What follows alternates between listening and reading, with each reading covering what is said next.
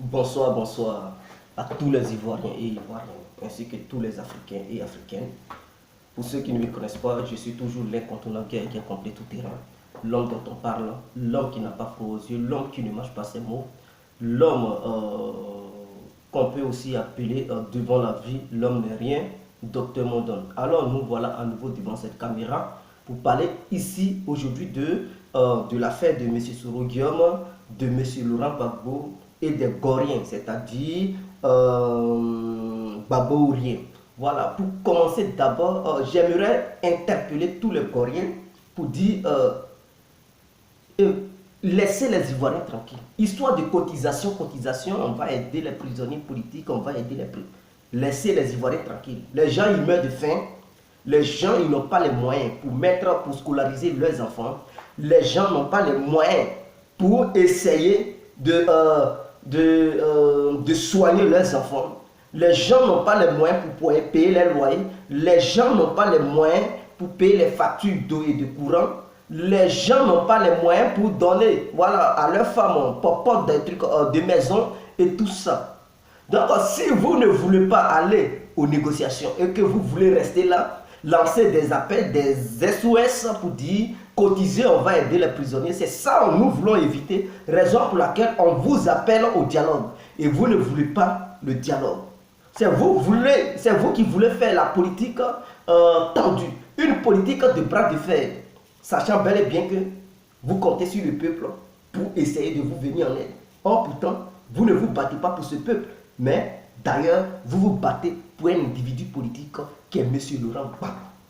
Donc, si on veut bien voir, on peut vous traiter d'hypocrite. Nous ne voulons pas ça. On veut la paix en Côte d'Ivoire. On veut que les hommes politiques de la Côte d'Ivoire s'intéressent à la vie de tous les Ivoiriens.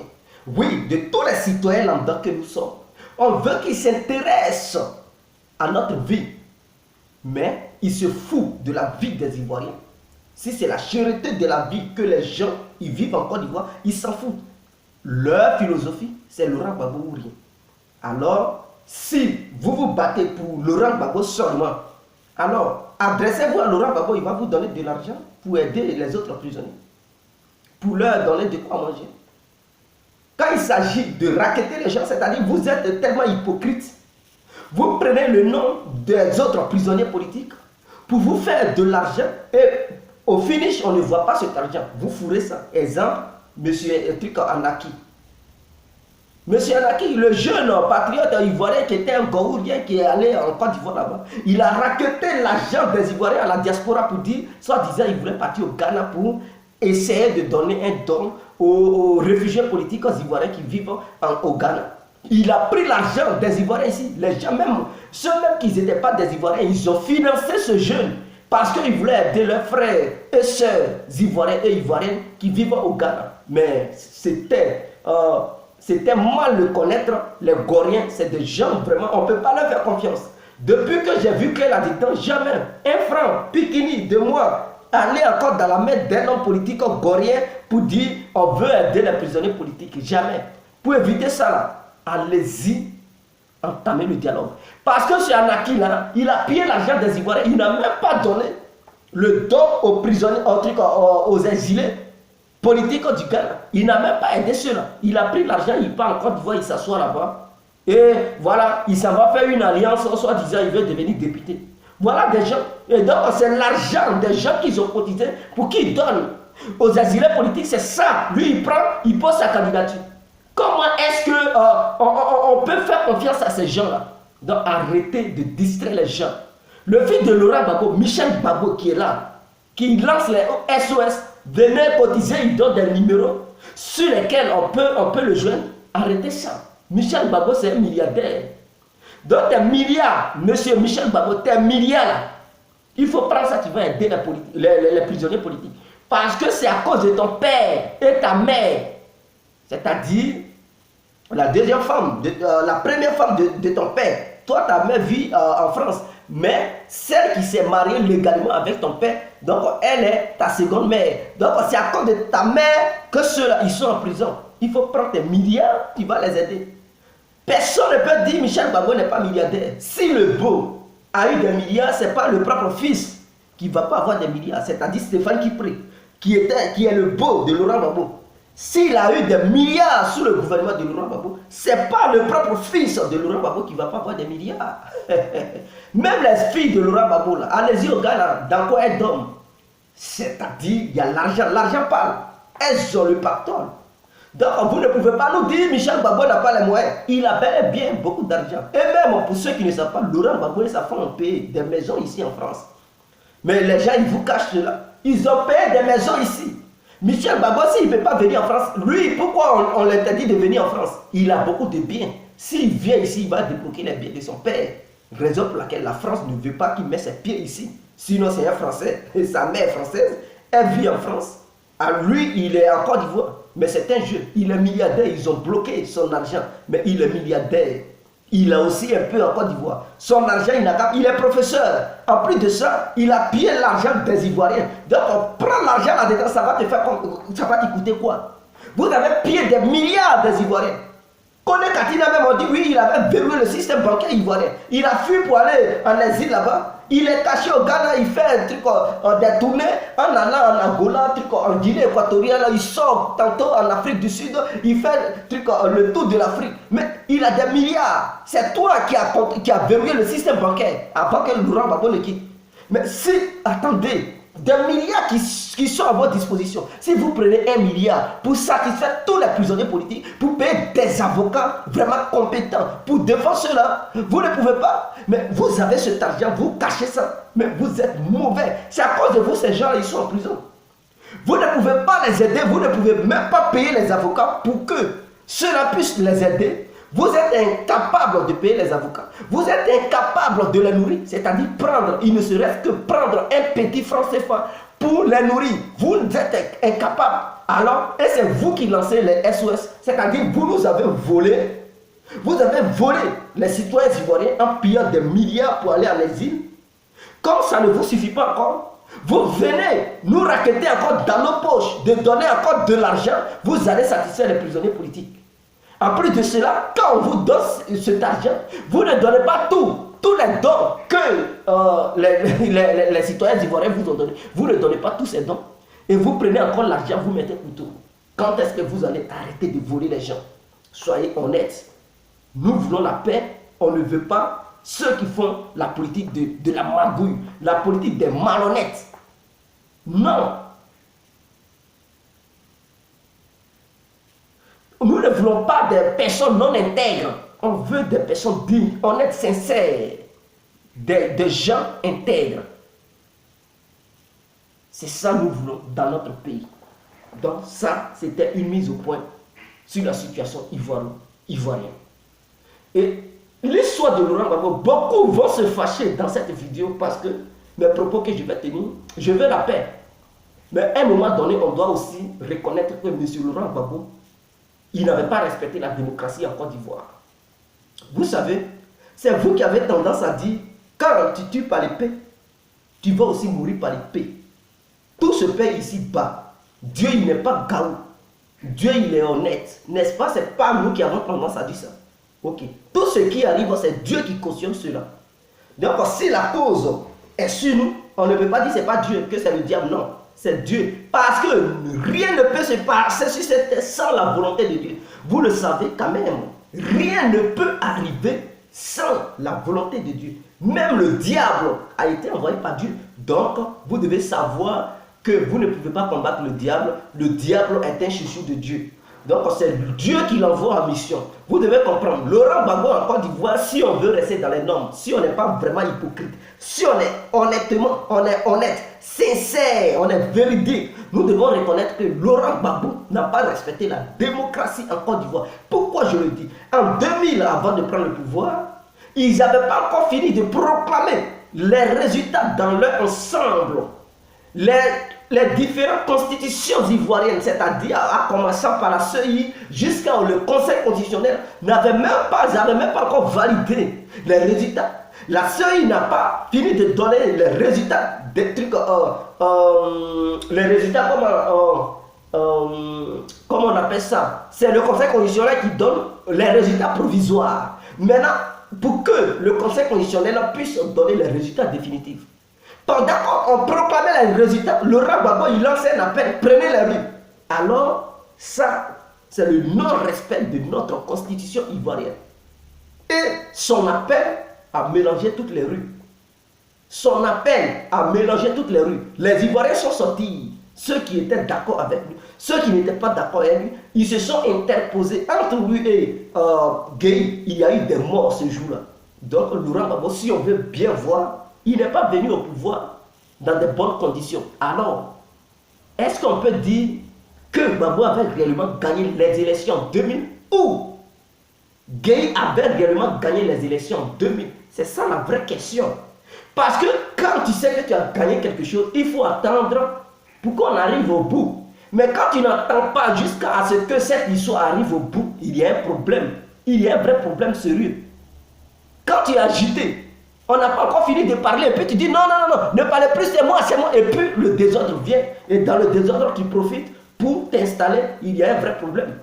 Parce que lui qui sait qu'il a raison, il est tellement calme. Et non, il ne s'agite pas, il est serré, parce qu'il sait que vers la fin, ils vont lui donner sa raison.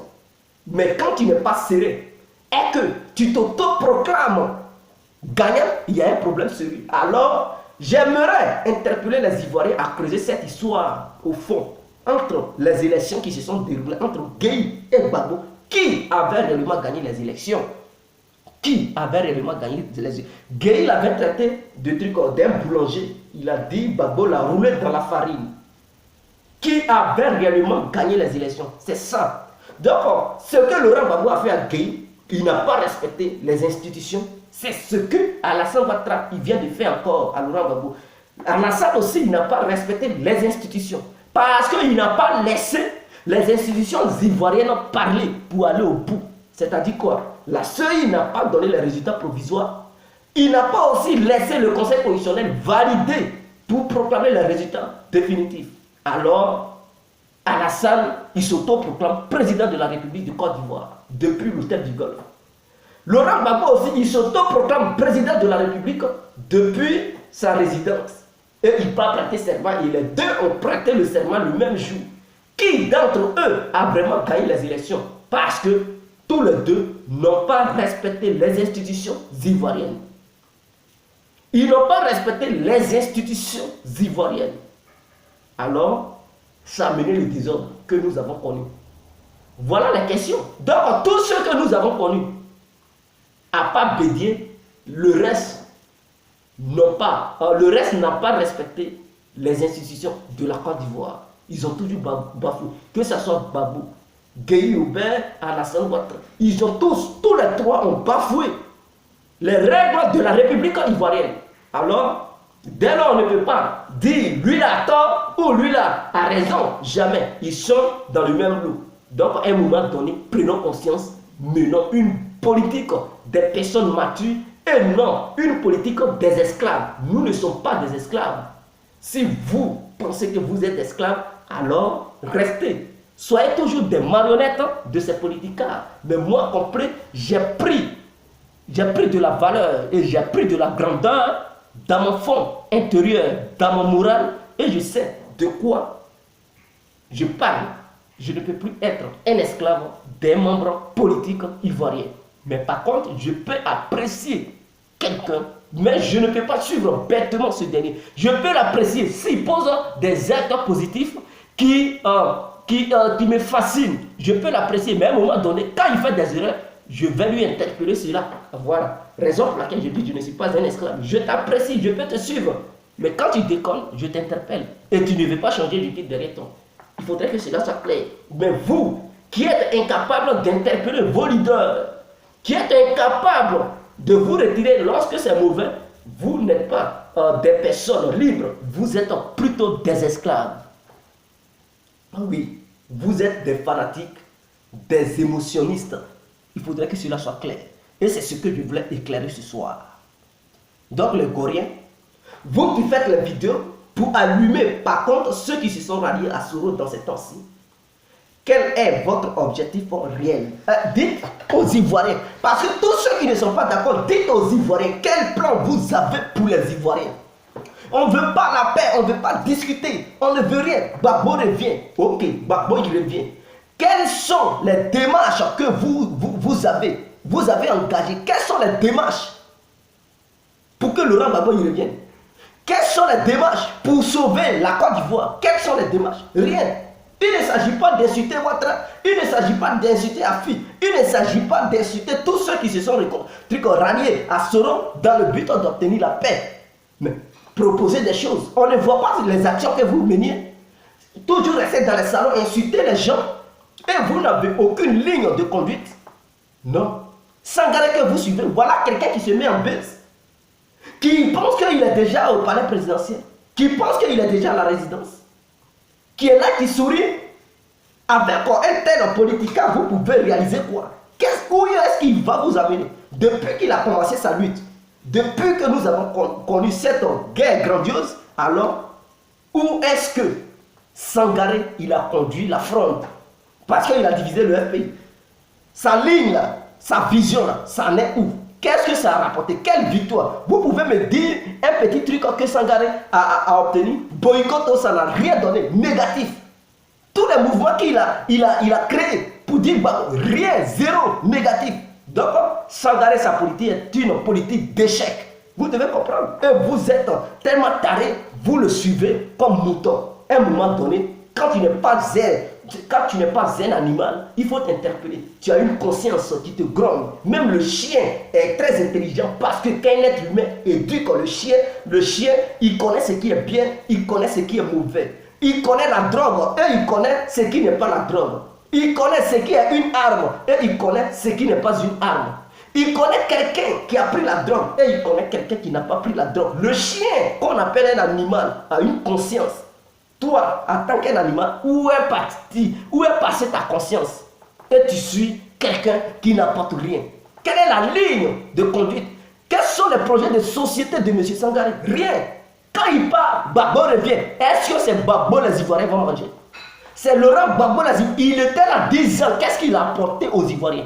Qu'est-ce qu'il a apporté? Ceux même qui ont milité pour Alassane aujourd'hui, il est là. Ça va lui faire bientôt 10 ans. Qu'est-ce qu'il a apporté? Ceux qui se sont battus pour Alassane, qui sont morts, qu'est-ce qu'il les a apporté? Rien. Laurent Gbagbo là, les gens ils sont morts beaucoup pour lui. Qu'est-ce qu'il les a apporté? Rien. Alors, pour cela, vous allez embrouiller la communauté ivoirienne. Gbagbo revient. Les Ivoiriens ont trop attendu ce nom. Par contre, nous sommes d'accord pour qu'il revienne au nom de la paix. Je suis d'accord. Pour qu'il revienne, il quitte la prison.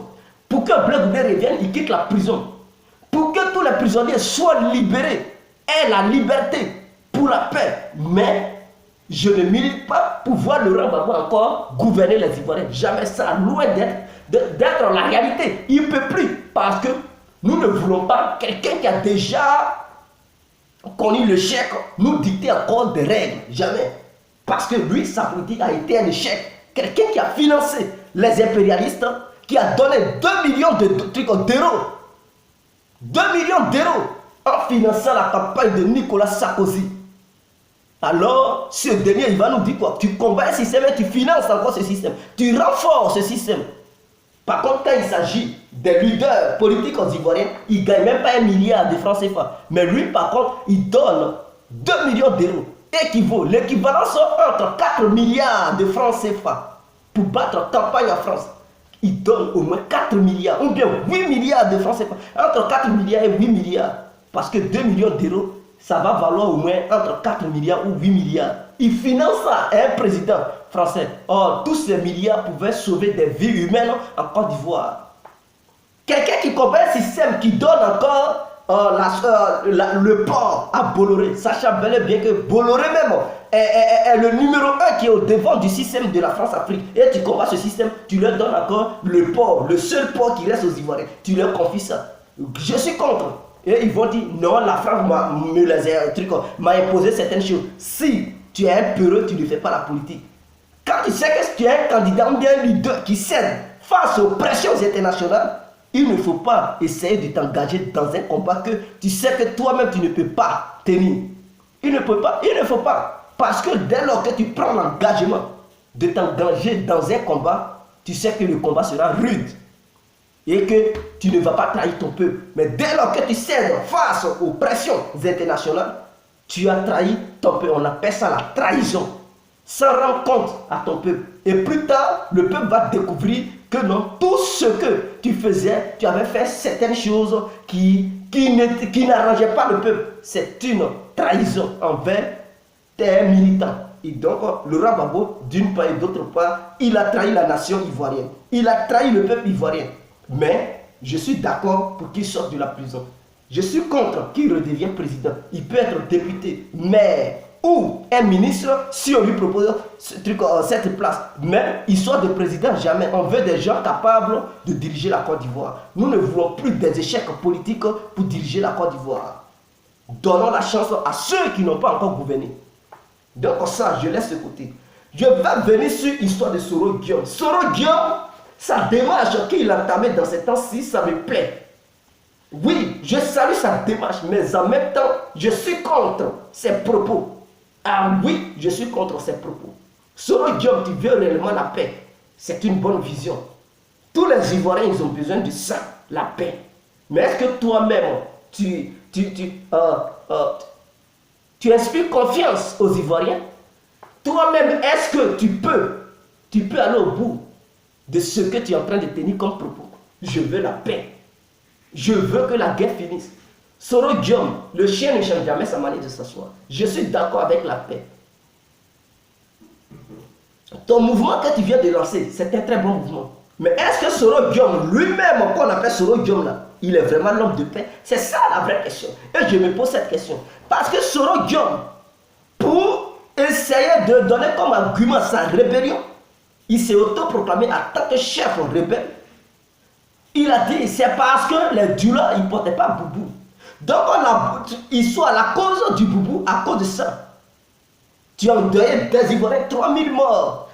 À cause d'Abi, un simple Abi, on dit boubou, à cause d'Abi, tu as tué 3000 morts. C'est ce qu'ils nous ont dit, mais nous, on sait que ça va au-delà de ça. Mais, pour ne pas essayer de tenir des propos mensongers, je préfère me limiter sur les chiffres que les différentes ONG ont donné. 3000 morts à cause de Boubou. Parce que c'est cette histoire de Boubou qui a fait que tu as créé une rébellion. Et cette rébellion n'a pas pris fin jusqu'en 2011. Ça s'est engendré. C'est devenu grand. Et ça a causé ce que ça pouvait causer.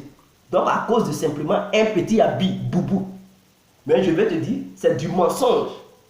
Beaucoup portaient le boubou. Même moi-même, j'étais là-bas, je portais le Dregeba. J'aimais tellement ça, pantalon avec un gros truc en Dregeba, avec un Sebago sur ça. J'adorais ça. Donc, le Dregeba et tout ça, ça fait partie, c'est une famille des boubous. Donc, il ne peut pas nous dire, les gens, ils ne portaient pas boubou.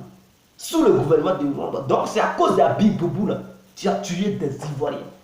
Tu as tué des Ivoiriens. Tu as déstabilisé le pays. Tu as semé la haine dans les cœurs des Ivoiriens à cause de Boubou. Alors, et ce dernier qui a tué des Ivoiriens, ses frères et ses soeurs, à cause de Boubou. Ce dernier qui a trahi ses amis de lutte d'hier, c'est-à-dire, Soro Guillaume, n'oubliez pas, il était le secrétaire général de la FESI. Il dirigeait les élèves.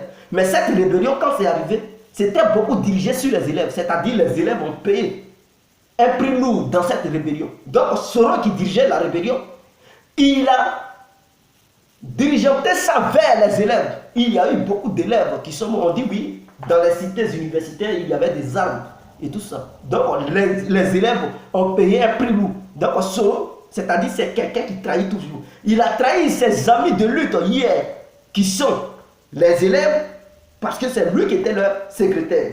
En un mot, il était le président de tous les élèves de la Côte d'Ivoire. Quand il a créé sa rébellion, ces mêmes élèves sont devenus ses ennemis numéro 1 parce qu'il les a beaucoup assassinés. Ça, c'est un.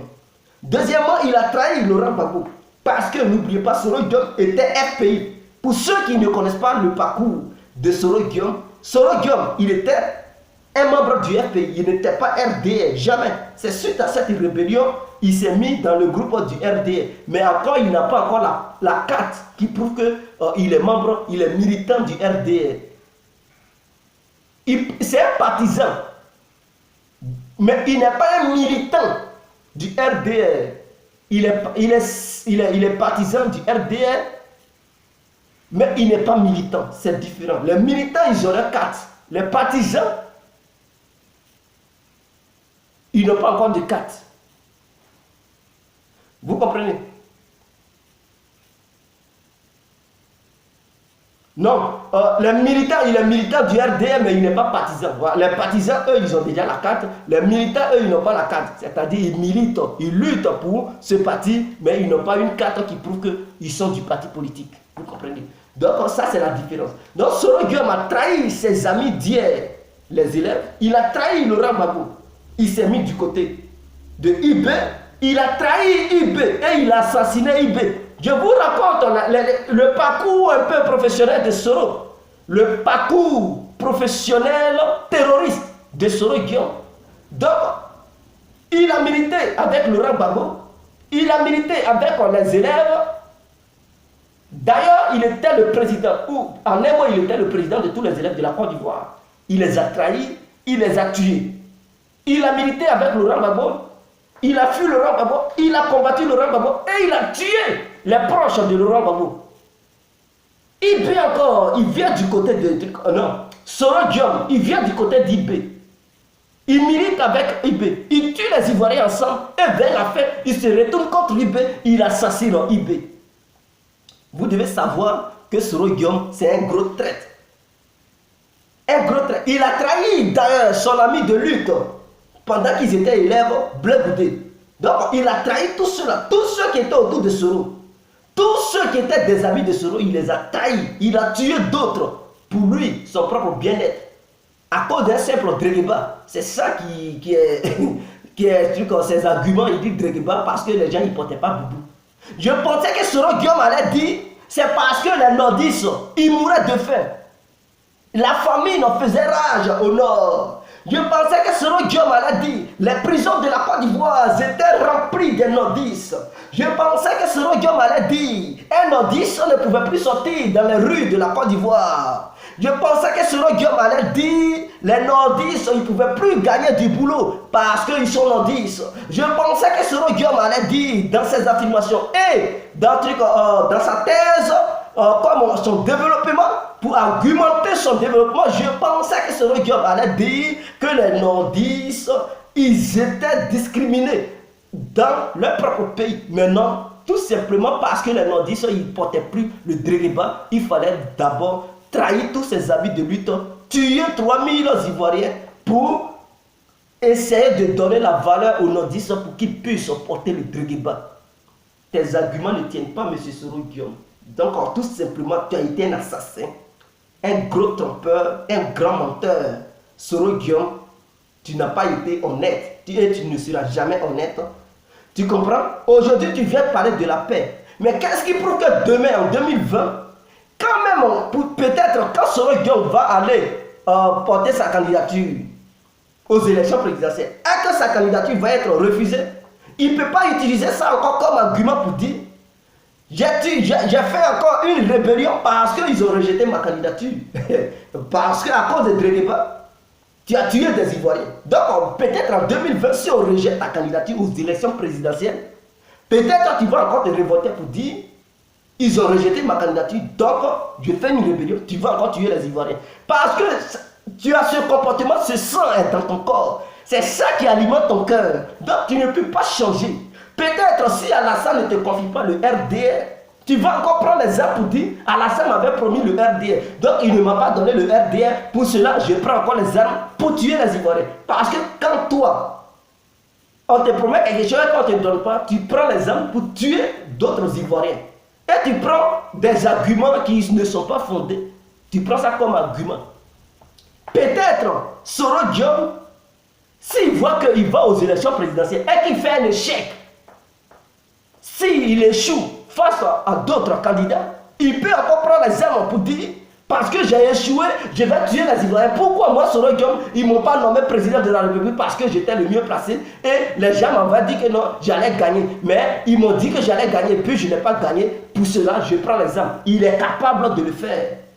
Donc, Soro Guillaume, sa mission de paix, c'est une très bonne mission. Mais j'ai peur.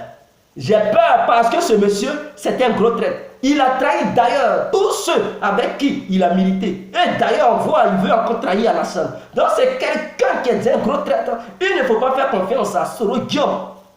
je préfère que ce mouvement puisse être lancé par quelqu'un d'autre que ce Guillaume.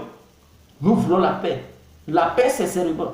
Mais on ne veut pas des gens qui vont s'engager, à qui d'autres vont faire confiance et qui vont venir les poignarder dans le dos. C'est ce que nous ne voulons plus. On ne veut plus la guerre en Côte d'Ivoire. Soro Guillaume, je préfère que quelqu'un d'autre, tu finances quelqu'un d'autre qui vienne à ta place pour lancer ce mouvement, pour que les gens prennent cette histoire en charge pour militer et essayer d'apaiser les cœurs des citoyens ivoiriens. Faites sortir les prisonniers. Parce que quand j'ai regardé l'une de tes vidéos, toi, M. Soro Guillaume, en disant que toi, tu es un homme de paix, raison pour laquelle tu as attrapé les prisonniers, les généraux pro-Gbagbo pour les mettre en prison.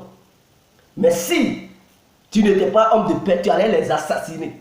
Soro Guillaume, l'histoire est récente. Il ne faut pas mentir aux Ivoiriens. L'histoire, on vient de vivre l'histoire il n'y a pas assez longtemps. Et je vais t'interpeller un peu. Je vais te rappeler un peu parce que j'ai l'impression que tu as oublié un peu l'histoire.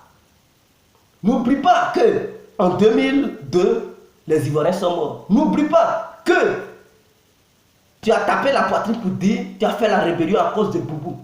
N'oublie pas que le gouvernement de Laurent Gbagbo vous a initié, c'est-à-dire a laissé tout ce que vous avez commis comme crime contre l'humanité, ils vous ont gracié.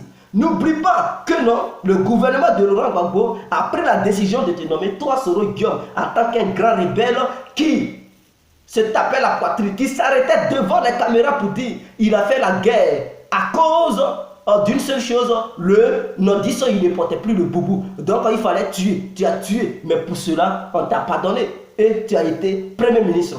Pour cela, tu as gagné 37 milliards de francs CFA. Mais ils n'ont pas coupé ta tête pour amener ça à Port-Boué. Ils n'ont pas coupé tes bras pour amener ça au plateau. Ils n'ont pas pris, selon ce que tu as dit, tes propres propos, tes testicules pour mettre ça devant le palais présidentiel. Mais dans tes propos, en tant que quelqu'un qui est réconciliateur, qui prône la réconciliation, et tu tiens encore des propos comme quoi, si c'est vous qui aviez perdu cette guerre, tous les membres du RDR, ils allaient voir leur tête vraiment accrochée devant le palais présidentiel, les testicules à cocody, les membres postérieurs et inférieurs accrochés quelque part dans d'autres communes. Mais c'est parce que vous aimez la paix. Vous avez posé des actes de la paix, raison pour laquelle vous avez arrêté tous les généraux qui étaient pro-Gbagbo. Soro Guillaume, même si tu es méchant, arrête ça quand même. Vous avez tué des gens avant les élections de 2010. Ceux que vous avez tués là, malgré ça, ils vous ont fait intégrer l'armée, c'est-à-dire les rebelles, on les a acceptés au sein de l'armée ivoirienne. Ils n'ont pas arrêté un petit rebelle, même le plus dernier des sergents là, ils n'ont pas arrêté un parce que ce dernier a pris les armes pour assassiner d'autres Ivoiriens. Ils n'ont pas arrêté un général proche du RDR, c'est-à-dire les Chéri Ousmane, les Ouattao et tout cela. Non, ils n'ont pas arrêté, parmi eux là, ils n'ont pas arrêté un. Soro Guillaume lui-même, il a travaillé avec le gouvernement du FPI. Ils n'ont pas arrêté cela, sachant bel et bien que les membres du FPI, ils ont perdu la vie. Il y a eu la mort du Boga Doudou. Il y a eu beaucoup les Marcelin Yassé. Il y a eu les H. Il y a eu la mort de Guy Robert. Il y a eu plusieurs morts. Mais malgré ça, il y a eu des femmes qui ont été éventrées, violées. Voilà. Mais malgré tout ça, ils vous ont accepté. Ça, c'est ce qu'on appelle signe de paix. Ils n'ont pas attrapé l'un parmi vous pour l'incarcérer. On appelle ça un signe de paix. Donc si toi, tu veux parler de signe de paix, et que tu dis c'est à cause de la paix, tu as attrapé ceux-là pour les mettre en prison, et qu'ils sont vivants, je vais te dire, tu as tué encore d'autres. Mais par contre, tu ne verras pas un soldat, un haut gradé, rebelle, qui a été assassiné par le gouvernement de Laurent Gbagbo. Un haut cadre, proche de Ouattara, assassiné par le gouvernement de Laurent Gbagbo, tu ne verras pas un. Et je vais t'en citer. Vous avez tué Mao Blofi. Vous l'avez arrêté à Lokogiro, proche de la base navale de Lokogiro, dans les environs où on vend les poissons. Vous l'avez arrêté là-bas dans une maison. Vous l'avez décapité, tué sauvagement. Ça, il était aussi un proche de la jeunesse ivoirienne. Vous l'avez tué, vous avez dit il entraînait les miliciens. Si tu étais pour la paix, tu n'allais pas le tuer. Parce que tu devrais te rappeler d'hier que toi, Soro Guillaume, tu as tué des gens. Et pendant la crise même, tu as tué aussi. Mais jamais ils ne t'ont arrêté. D'abord, ils t'ont rendu milliardaire. Ils ne t'ont pas tué. Toi, à ton tour, tu donnes des ordres pour qu'on les tue. Quand on le tuait, c'est Chérif Ousmane qui a arrêté bel et bien M. Maogrofier. J'ai vu les actions. C'est Chérif Ousmane et ses éléments qui l'ont arrêté. Toi, Soro, tu étais sur le terrain. Mais tu n'as pas dit à Chérif Ousmane de ne pas le tuer. Ils l'ont tué. Tu étais là-bas. Tu étais à Lokodio. Quand Chérif Ousmane et ses éléments ont arrêté Maogrofier, tu étais là. Mais tu as donné l'ordre pour qu'on l'assassine. Donc, tu ne peux pas nous dire tu es un homme de paix. Tu comprends? Il ne faut pas venir devant les caméras pour mentir aux gens. Vous avez tué le porte-parole de l'armée ivoirienne dans la résidence du président de la République, Laurent Gbagbo. Vous l'avez abattu. Une balle dans la poitrine, pour ne pas dire 3 coups. Il est mort. Ça, ce n'est pas un signe de paix. Vous comprenez? Vous avez abattu le ministre de la Défense dans la résidence. Dites-moi, qui était au cadre proche d'Alassane qui a été abattu? Qui était un haut gradé de la rébellion qui a été abattu? Personne. Par contre, parmi les militants du RDR, je sais que du côté du FPI, les membres du FPI ont tué beaucoup de militants du RDR. Et du côté du RDR, ils ont tué beaucoup de militants du FPI. Là, je ne peux pas en disconvenir. Pour dire, il n'y a pas eu des exactions des deux côtés. Ils se sont affrontés, il y a eu des morts de part et d'autre. Mais je parle des hauts cadres. Les membres du FPI n'ont pas tué un haut cadre du RDR et du PDCI. Vous devez le savoir. Mais par contre, les membres du RDR ont tué les hauts cadres du FPI. Ce n'est pas un signe de paix. Donc, M. Soro, quand il veut tenir des discours pour la paix, il ne faut pas rappeler, il ne faut pas encore mettre le couteau dans la plaie. Et tu dis dans tes propos que tu as appelé le général Dogo Blé, c'est-à-dire l'ancien général de la GL, la garde républicaine qui se trouve à Trècheville, non loin du palais de la culture. Je connais bien là-bas. Vous comprenez? Tu dis tu l'appelais pour dire à Biguel est déjà quadrillé et donc il n'a qu'à rendre les armes. Et ce dernier t'aurait dit que non, mon ministre, je suis un soldat, je suis un général, je suis prêt à me battre. Mais d'ailleurs, tu devrais le féliciter.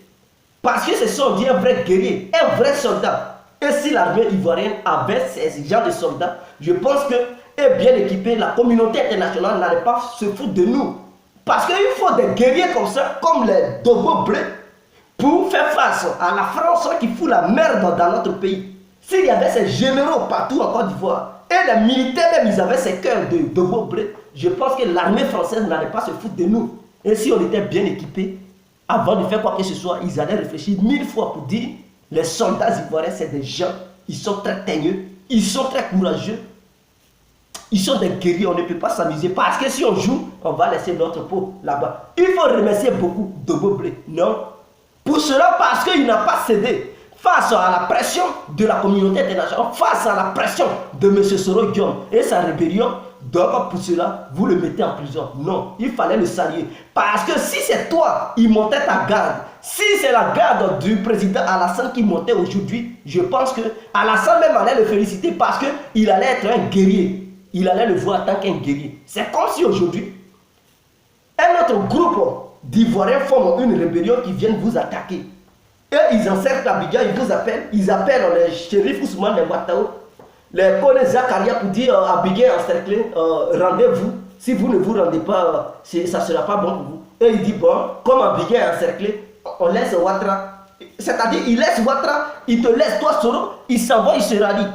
Est-ce qu'ils sont dignes des vrais soldats? Non, on va les appeler des plaisantins. Et si notre armée a ces gens de soldats-là, non, ce n'est pas des soldats. Mais par contre, si on les appelle et puis dit non, nous ne pouvons pas nous rallier, nous sommes des guerriers, on va aller jusqu'au bout. Vous devrez les féliciter. Même lui qui va tout faire pour les attraper, il va dire vraiment vous êtes des guerriers. Il doit les saluer. C'est ça, on dit un garçon. Quand tu penses que l'autre, il va avoir peur de toi, quand un Fiengale, il se mesure avec un zippo-bolo, mais quel que soit le coup, et que le Fiengale, il ne fuit pas, il ne rend pas de démission, il se défend jusqu'au bout. Vers la fin, là, le gros bras, il le salue, il dit mon petit, vraiment, tu es un guerrier. Il le salue, il dit, bon, à partir d'aujourd'hui, toi et moi, on est ensemble. Voilà comment vous devez faire les partenariats. Mais non, vous fuyez, vous les attrapez pour les mettre en prison, pour dire parce qu'ils ne se sont pas ralliés, donc il faudrait qu'ils fassent la prison. Mais les Mangous, là, pourquoi vous les nommez ambassadeurs? Parce que vous savez que si vous les mettez au devant de votre armée, de la manière ils ont trahi les autres, ils vont vous trahir comme ça. Ils ne sont pas dignes de confiance. Vous comprenez? Raison pour laquelle vous les avez éloignés, ce ne sont pas des vrais soldats. Un soldat, il prête serment. Quelles que soient les circonstances, il est prêt pour défendre. Et quand il défend, il va jusqu'au bout. Il faut lui pardonner. Parce que de la manière il a défendu l'autre, il va aussi te défendre comme ça. C'est son métier. C'est tellement clair. Soro Guillaume, tu n'es pas là pour la paix. Et tu dis, ceux qui doivent être jugés, ils seront jugés. Mais toi, si quelqu'un devrait être jugé, mais toi aussi tu es dans le lot. Pourquoi tu t'écartes et tu mets les charges sur les autres? Jamais, Soro Guillaume. Bon, si on veut creuser, qui? Si tu dis, bon, tu n'as pas tué quelqu'un, mais IB là, qui l'a tué à Bobo? Ce n'est pas des membres du FPI qui sont partis à Bobo qui ont tué IB. Donc, si, parce que IB est un être humain, ce n'est pas un animal quand même. S'il n'est pas un animal sauvage, il n'est pas un carnivore. Donc, si on veut creuser dans cette affaire, qui a tué IB? Parce que quand IB devait mourir, c'est les plus babos qui étaient au pouvoir. C'était vous. Qui a tué IB? Ça aussi, c'est crime contre l'humanité. Vous l'avez tué. Qui l'a tué? Si on veut suivre la justice, toi, Soro, je pense que tu ne pouvais pas être épargné. Alors, quand tu sais que tes mains sont trempées dans plusieurs choses, vaut mieux de prôner la paix. Vaut mieux de t'engager réellement dans la paix et de demander à ton supérieur, qui est le président Alassane, il faut le convaincre pour dire, monsieur le président, je sais que ceux-là, ils avaient pris parti, ils avaient défendu un leader qu'on appelait Laurent Gbagbo. Nous aussi, on t'a défendu. Mais nous avons gagné, eux, ils ont perdu. Malgré ce qu'il a eu, je te demande et je te supplie, pour la paix en Côte d'Ivoire, je te demande de les libérer. Voilà les discours que tu devais tenir. Le peuple ivoirien va dire, ah, Soro Guillaume, il a commis des choses, mais c'est lui qui porte de la paix. Ah, quelqu'un il change. Parce qu'un grand brigand, il peut tuer, commettre des meurtres partout dans le monde et il peut devenir imam, pasteur ou prêtre ou même un pape. Ah oui, quand Dieu te touche, il t'a touché. Donc c'est ça. Et si toi tu veux te repentir aujourd'hui et que tu veux prôner la paix, c'est ce que nous demandons. Mais évite de creuser encore, mettre le couteau dans les plaies parce que tes discours que tu ne tiens pas des bons discours. C'est loin d'être des discours de paix. C'est loin d'être des discours de paix, Soro Guillaume. Tu es grand, tu es grand. Il ne faut pas tenir des discours comme des enfants. C'est un enfant qui doit tenir ses discours et puis tu dois, hé, tais-toi, on ne parle pas comme ça. Quand on est dans un lieu public, c'est toi qui devrais lui donner un cocotin, un gros cocotin pour dire, quand on est dans un lieu public et qu'on parle de la paix, il y a certains mots qu'on ne fait pas sortir. Tais-toi, il ne faut pas faire sortir ça. Mais toi, encore qui es grand là, c'est toi qui fais sortir ces mots. Je suis dessus de voir les hommes politiques sur lesquels le peuple compte, la nation ivoirienne elle-même compte, qui tiennent ces genres de discours et qui disent aux gens, oh oui, on veut la paix. Mais non, tes discours sont loin d'être des discours de paix. Maintenant, quant à Alassane Ouattara, j'aimerais m'adresser à lui. Alassane, tu sais que je vais te tutoyer parce que tu es le président de la Côte d'Ivoire. Donc tu représentes le papa des Ivoiriens. Laurent Gbagbo aussi, il a été le président de la Côte d'Ivoire, il représentait le papa des Ivoiriens. Donc quelqu'un ne peut pas vous voir son papa. Donc Alassane Ouattara, tu sais, tu gères le pays. Tu sais que toi et Gbagbo là, Bédié aussi là, il sait qu'ensemble, vous nous avez divisés, nous les Ivoiriens. Soro Guillaume aussi il sait. Blaise Goudé aussi il sait. Donc c'est vous qui nous avez divisés. C'est vous qui avez créé ce désordre. Ces morts-là, c'est vous. L'exil que nous avons connu, c'est vous. La haine qui nous anime aujourd'hui, c'est vous. Vous ne pouvez pas vous écarter, vous ne pouvez pas fuir vos responsabilités. Alors, est-ce que M. Alassane Ouattara, en tant que président de la République, tu es venu, ce n'était pas pour laisser la haine dans nos cœurs. Tu es venu, ce n'est pas pour laisser la division dans notre pays. Tu es venu pour rétablir l'ordre. Alors, qu'est-ce que tu fais depuis 7 ans et puis on ne voit pas l'ordre qui devrait se rétablir via Alassane? On ne voit pas encore l'ordre. On va de rien en rien. On se déteste. on se méfie, chacun se méfie de son ami, alors tu vas laisser ça et quitter le pouvoir en 2020. Ou bien tu as un autre plan qui veut rester encore au pouvoir pour éviter, suite à un deuxième truc en 2011, on ne veut pas que tu te représentes. Si tu as un plan comme ça dans ta tête pour dire que tu veux te représenter en 2011, s'il te plaît, en 2020, s'il te plaît, tu vas quitter le pouvoir en 2020. Mais avant de quitter le pouvoir, il faut régler cette histoire. Libère les prisonniers parce qu'on ne veut pas encore que tu nous laisses. Le désordre, on ne veut pas que tu nous laisses. La haine dans notre pays. Il faut réconcilier les Ivoiriens avant de quitter le pouvoir. Et pour réconcilier les Ivoiriens, la vraie base de la réconciliation, ce sont des sacrifices. Ce sont des sacrifices. Je prends un exemple palpable. Un brouteur qui veut devenir millionnaire, qui veut avoir des grosses villas, des voitures, qui se rend chez un féticheur ou un marabout. Il y a des conditions. Partout, il y a des conditions. Comme en mathématiques, il y a des méthodes. Oui, il y a tout. En science, il y a des procédés. Donc, en politique, il y a des conditions. Il y a des sacrifices. Un brouteur qui veut être millionnaire, il part chez le marabout ou le féticheur, il y a des conditions. On lui dit, pour avoir de l'argent, il faut sacrifier ta mère. Dès que tu la sacrifies, un mois après, tu deviens millionnaire. Alors, la balle est dans son camp. Soit il veut être millionnaire, ou soit il ne veut pas être millionnaire. Si tu veux l'être, tu fais le sacrifice qui t'est demandé par le marabout ou le féticheur.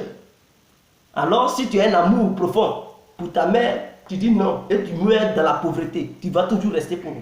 Soit tu as un amour, mais quand tu vois que la misère de la famille prend de l'ampleur, alors à toi de voir, est-ce que tu vas faire ce sacrifice pour sauver ta famille, même si c'est avec de l'argent sale. Soit on te dit, il faut livrer ton frère. Soit on te dit, livre ton propre enfant. Soit on te dit, livre ton père ou ta soeur. À toi de voir. Et c'est celui qui va vous apporter quelque chose dans la famille, on te demande. Le sacrifice, la balle est dans ton camp. Soit tu es un sorcier. Tu as bouffé les enfants des autres. À ton tour, il y a des conditions. Il y a des sacrifices. On te dit, livre ton enfant. C'est-à-dire lui qui va devenir juge. Demain, on te dit, il faut le livrer. La balle est dans ton camp. Soit tu le livres, soit tu refuses et toi tu meurs. Et ils vont te bouffer toi-même. Alors, puisque tu ne veux pas mourir et que tu veux sauver ta peau, tu vas aller au bout des sacrifices. Tu livres ton enfant. Même si ça te fait mal, tu pleures et ça passe. C'est ça, le sacrifice de la Côte d'Ivoire. Comme la Côte d'Ivoire pleure la douleur, si toi, Alassane, réellement, tu veux sauver ce pays avant de quitter le pouvoir en 2020, c'est le sacrifice. Le sacrifice, c'est la libération des prisonniers politiques. Fais ce sacrifice. Ça ne va pas couper ton nom Alassane. Ton nom Alassane, ça ne va pas disparaître. Ton argent que tu as dans les banques, cet argent ne va pas disparaître. Ton parti RDR ne va pas mourir. Le pays va se rappeler de toi. C'est sans doute quelqu'un a fait des sacrifices pour la paix. Au Rwanda, ils ont fait ça. Pourquoi toi, tu ne peux pas le faire? Tu peux le faire. Mais si tu ne fais pas ces sacrifices et que tu pars, si jamais une autre guerre arrive, cela, les Ivoiriens n'oublieront jamais ça. Ils vont dire c'est le RDR. Parce que là, il ne s'agit plus du FPI. Parce que le FPI n'est plus au pouvoir. Tout le pouvoir est de votre côté pour essayer d'imposer la paix aux Ivoiriens. Mais la base de la paix, c'est la libération des prisonniers. Tu ne peux pas incarcérer mon père et m'appeler, m'inviter de manger foufou avec toi. Mais dans ma tête, je vais dire, c'est parce que mon père est en prison que je n'arrive même plus à manger. Et lui, il m'invite. Si j'ai même bu de caïman, je vais t'empoisonner. Parce que mon cœur me démange quand je te vois. C'est ça beaucoup. Je n'ai pas dit moi quand je te vois mon cœur. Je dis, lui qui met mon père en prison et qui m'invite à manger le foufou.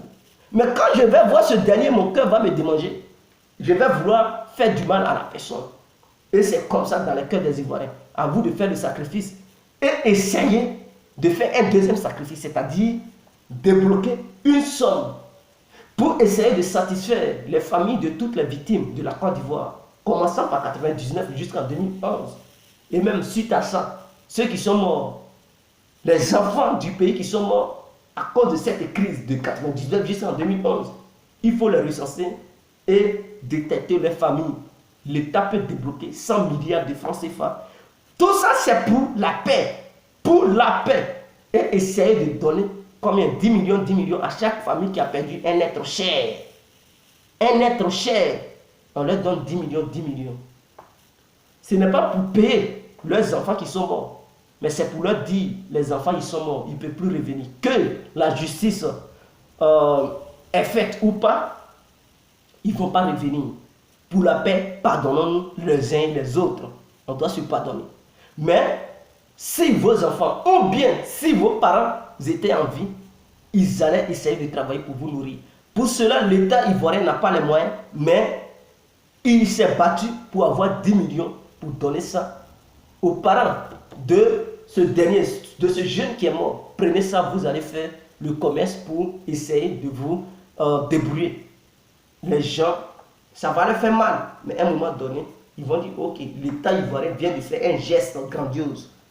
Les gens, ils vont abandonner ça. Mais ça va les faire mal, à un moment donné, ils vont laisser tout ça.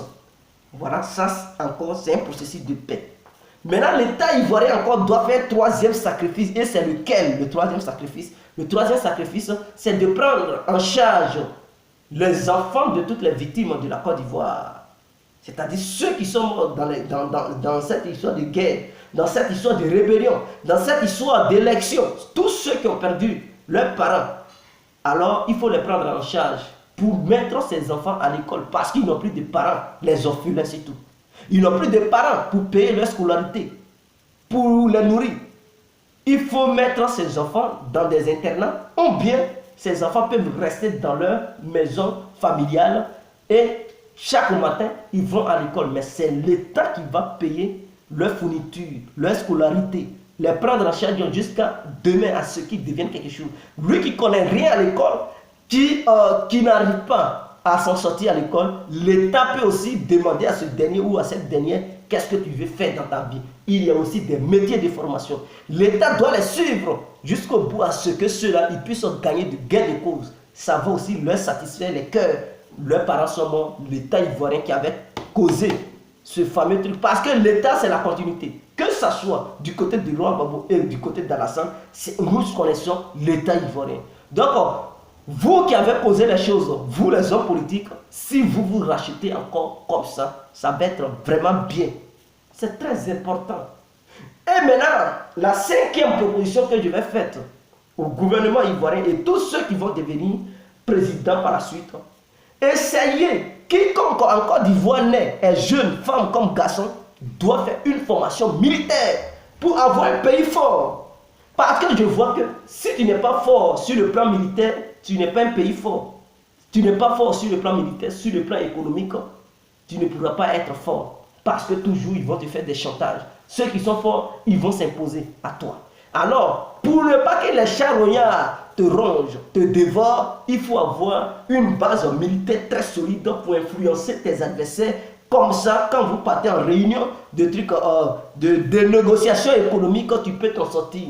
L'Israël, les Juifs, eux tous, quand tu nais, tu dois faire une formation militaire. Il faudrait que cela soit, même en Belgique ici, tous les Juifs qui sont ici, là, ils apprennent la formation militaire avant d'être ministre. Il faut passer par là. Si tu ne fais pas la formation militaire, tu ne peux pas travailler. Ils ne te donnent pas le travail. Et c'est comme ça. Donc, tous les Juifs, ils sont des militaires. Ils connaissent la formation militaire. Maintenant, ils sont des ministres. Ils travaillent là où ils peuvent travailler. Des bureaux, ils sont des hommes d'affaires. Donc, si jamais le pays est attaqué, tous les Juifs du monde, ils savent manipuler les armes. C'est ça. Voilà pourquoi l'Israël, les gens ont peur de l'Israël. Les Américains aussi, on les apprend à faire la formation militaire. Donc, même si en Amérique, les gros bras, ils respectent les fiengales. Parce que tout le monde est armé. Toi, gros bras, tu veux montrer tes muscles, le petit, il va te faire descendre. C'est-à-dire, il peut te mettre une balle dans la tête et tu es mort. Donc, le vieux père, il respecte même le bon petit. Parce que tu ne peux pas le menacer. Tu menaces le petit, il est capable de te faire descendre. Donc, là-bas, on respecte. Les vieux pères respectent les petits respectent les vieux pères. Et ils ont tous offert une formation militaire. C'est comme la Corée du Nord. Tout le monde est militaire, tout le monde sait se battre. Raison pour laquelle ce petit pays, toutes les grandes puissances ont peur de ce petit pays. Et c'est l'armée la plus populaire du monde. Tout le monde est militaire. Tout le monde sait manipuler les armes. Et donc, tu fais l'erreur avant d'atteindre le président. Il faut marcher sur le corps de tous les citoyens qui sont des professionnels en matière de combat. Et non, en Côte d'Ivoire, des patriotes qui ne savent même pas se battre. Les FS qui ne savent même pas se battre. Qui sont rentrés dans l'armée. Les patriotes aussi qui étaient dans les rues. Non. Excusez-moi. Ah, je viens. Je te rappelle, voilà. Donc, en Côte d'Ivoire, on doit faire une telle formation. Tout le monde doit faire la formation militaire. Si tu veux travailler en Côte d'Ivoire, il faut passer par la formation militaire. Dans les écoles, là, dans les écoles, les lycées, même les écoles primaires, il doit avoir une heure. Par exemple, on peut prendre 2 heures, amener des militaires partout dans toutes les écoles pour donner les cours de militaire aux élèves. Il y a des jours, on fait la théorie. Il y a des jours, il y a des pratiques. Parce que tout le monde ne peut pas aller dans une école militaire. Donc, dans leurs écoles où ils font EPS, là, c'est là-bas. Si il y a des jours où ils vont faire la théorie militaire et des pratiques militaires, ils doivent les enseigner. Ils doivent les enseigner. Maintenant, ceux qui sont gros, parce qu'il y a des gens qui naissent gros ou des personnes qui naissent grosses, ceux-là, il faut seulement faire la théorie et leur apprendre à tirer et non des techniques de combat. Voilà comment il faut faire. Donc tous les Ivoiriens doivent connaître à manipuler l'arme. Tous les Ivoiriens doivent savoir se battre. Oui, on doit être militaire en Côte d'Ivoire. Vous allez voir, tous les pays à côté là vont nous respecter. Quelqu'un ne peut pas encore faire une rébellion dans un pays quelconque pour venir attaquer la Côte d'Ivoire. Et maintenant, si on s'arme militairement, vous allez voir, le pays sera respecté. Même les grandes puissances vont respecter la Côte d'Ivoire. Je salue Alassane d'abord à mon passage dans cette vidéo pour les achats des armes qu'il a fait. Je ne sais pas si c'est réellement avéré, mais j'aurais appris que non, il a payé. L'ONU lui a donné 111 chars, mais je sais que l'ONU ne peut pas donner des chars comme ça gratuitement. En retour, l'État ivoirien a donné des choses. Donc, si c'est réellement avéré, je salue l'État ivoirien pour ce geste. Parce que nous avons besoin des armes. Et même, j'encourage l'État ivoirien même à payer encore, si c'est 300 chars même pour compléter ça, on a besoin de ça. Et même les avions, vous payez les hélicoptères, mais on veut des vrais avions, des bombardiers même, on veut ça. Pour influencer, voilà, les pays d'à côté. Et même influencer aussi, pourquoi pas, l'armée étrangère qui se trouve sur notre territoire. Pour que cela puisse savoir que non, il y a une armée de force aussi chez nous. Et pourquoi pas, si l'État ivoirien doit aller chercher des scientifiques pour nous transmettre leur savoir-faire, et pourquoi on fabrique des armes sur place, pourquoi pas? Parce qu'on veut, nous-mêmes on veut fabriquer des armes. Il faut former les élèves scientifiquement parlant pour essayer d'être en mesure de fabriquer des armes capables d'influencer aussi des gens. Comme ça nous allons vivre. Parce que la mondialisation, le nouvel ordre mondial, si tu n'as pas les muscles et que tu te mets là-dedans, ils vont te dévorer. C'est très clair. Donc, c'était mon message de ce soir. Vive la Côte d'Ivoire, vive l'éveil de la conscience ivoirienne. C'était l'incontournable, bien compris. Je vous aime tous, on est ensemble.